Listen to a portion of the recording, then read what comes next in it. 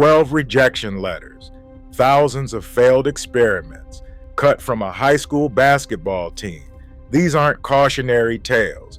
They belong to a billionaire author, the man who lit up the modern world and the greatest athlete of the 20th century.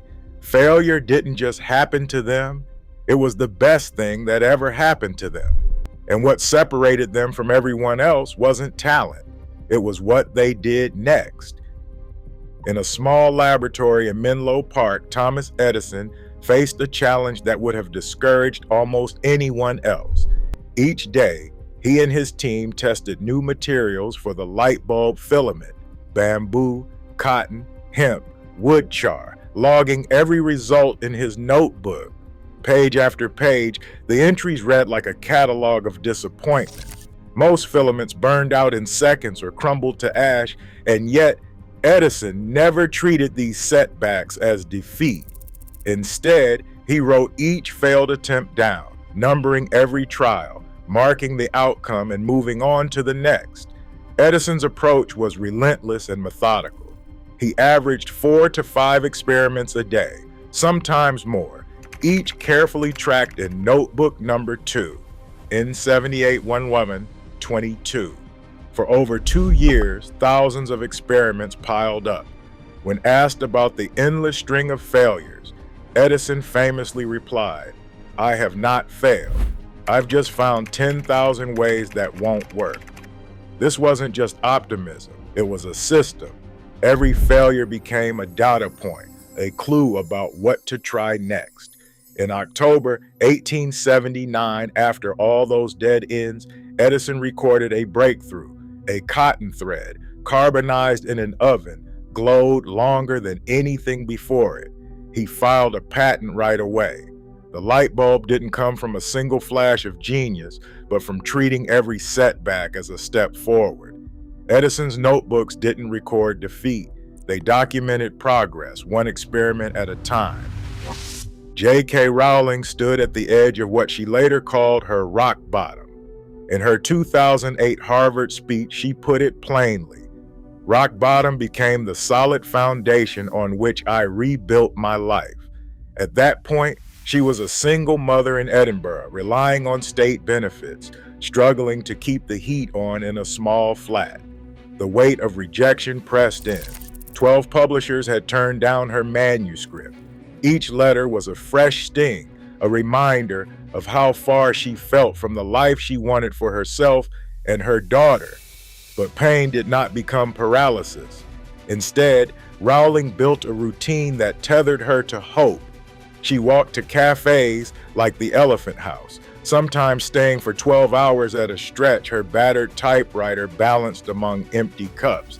The noise and bustle became her shield against isolation. Writing became a daily discipline, not just an escape, but a lifeline.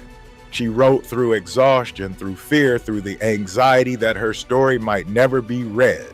Rowling admitted to feeling despair, but she kept moving her story forward, one page, 1 hour, 1 day at a time.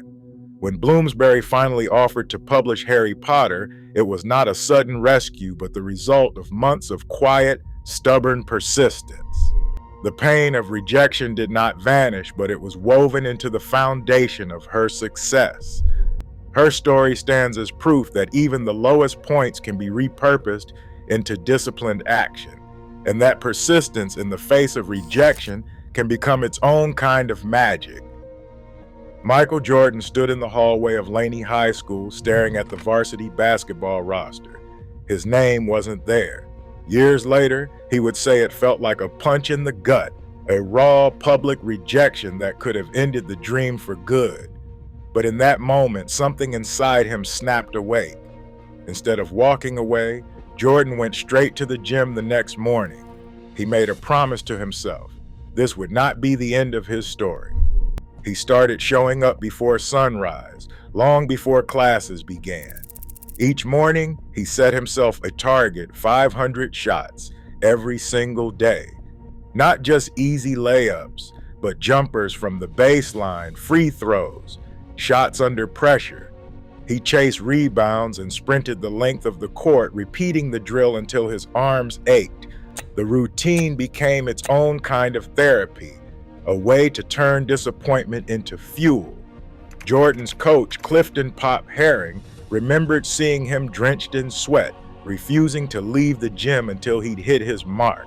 Every missed shot was a lesson.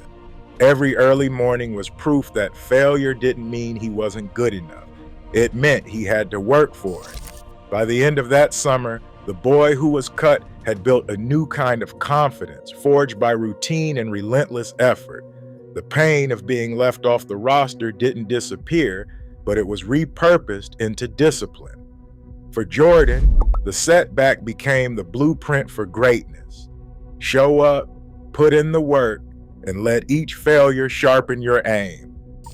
On September 17, 1985, the Apple Board of Directors voted to remove Steve Jobs from his own company. The decision was final, recorded in the official minutes, a public and deeply personal rejection. Jobs later described the moment with a kind of clarity only hindsight brings. Being fired from Apple was the best thing that could have ever happened to me.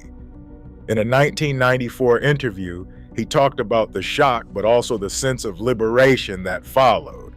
Stripped of his old title and authority, he found himself free to imagine, to create, and to take risks without the weight of expectation. Within months, Jobs launched Next, pouring his energy into building a new kind of computer. At the same time, he began working with a small animation studio that would become Pixar.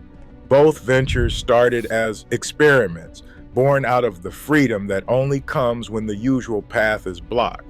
Jobs said, "The heaviness of being successful was replaced by the lightness of being a beginner again." The years away from Apple were not easy, but they became the ground where new ideas took root. The lessons learned in exile about design, about leadership, about starting over would later transform Apple itself. Jobs' forced exit did not end his story. It opened up space for reinvention, showing that a door slammed shut can sometimes lead to a much bigger room. Colonel Harlan Sanders spent years on the road, pitching his fried chicken recipe to restaurant after restaurant. Between 1950 and 1952, he logged 1,009 refusals in a handwritten ledger, each rejection a tally in his long campaign for a single yes. He slept in his car, living on savings, convinced that persistence would pay off. In 1952, Pete Harmon in Salt Lake City finally agreed to try Sanders' chicken. That first deal marked the beginning of a franchise that would eventually circle the globe. Sanders' story is built on a record of rejection, each refusal a step toward eventual success. Abraham Lincoln's political life followed a similar pattern, though on a different stage. He lost his first race for the Illinois legislature in 1832, failed to win a seat in Congress in 1843, and lost bids for the United States Senate in 1854 and 1858.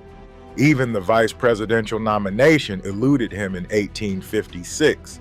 Each defeat was public, recorded in legislative journals and newspapers. Yet Lincoln kept campaigning, debating, and writing, using every loss to sharpen his message and build alliances. Over 26 years, his setbacks accumulated, but so did his experience. When Lincoln won the presidency in 1860, it was the result of decades spent learning from defeat. Persistence, whether in business or politics, rarely follows a straight path. Now it's your turn to put these ideas into practice. Grab a piece of paper or open a blank note. At the top, write the words "failure audit." This is not a list of regrets. It is a tool for growth. Start by jotting down one recent setback or disappointment. Next to it, write what you learned, something concrete, even if it is small. Then write one thing you will try differently the next time. This turns every stumble into a stepping stone. Here is a 4-step exercise you can do right now. First, pick a single event that did not go the way you hoped. Second, write down the lesson it taught you. Third, set a micro experiment. One small action you can take in the next 72 hours to test a new approach. Maybe it is sending one more email, practicing a skill for 10 minutes, or asking for feedback. Fourth, name one person you can reach out to for support, a friend, mentor, or even an online community. This is your social net. If you want to take it further, try building a failure resume. List your past setbacks, and next to each, write the skill or insight you gained. Over time, you will see a pattern. Every failure contains a hidden lesson. This is not about ignoring pain, but about using it. The goal is not perfection, but progress. Every great story you have heard today started with a moment like this, someone somewhere choosing to keep moving. Your next chapter starts with a single step. Right now, every setback you face is shaping your next breakthrough. Research shows that embracing failure builds resilience and unlocks growth. Your lowest moments aren't the end. They're often the beginning of real progress. So when life knocks you down, remember, this is where greatness starts. Share your story below.